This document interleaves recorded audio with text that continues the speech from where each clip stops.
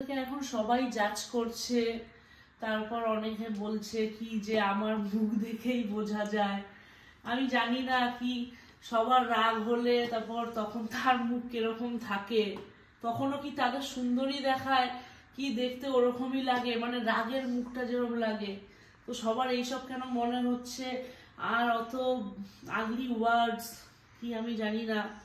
যে ওইখানে যেই লোকটা ছিল সেই লোকটার বিরুদ্ধে প্রতিবাদ করতে গিয়ে আরো কিছু জনের মুখের ভাষা মনের মানসিকতাটা প্রকাশ পেয়ে যাচ্ছে কি ওই লোকটা খুব খারাপ ছিল, কি যে আবার নাকি আমার কমেন্ট বক্সে যারা যে বলতে পারে কি যে আমার ছেলে আছে, এখন আমি ওই কথাটা মুখ দিয়ে আনতে চাইছি না, ও ছোট ছেলে, ওর সামনে এটা বলা উচিত না, তো সে বেশি খারাপ। তো আমি বুঝতে পারছি না।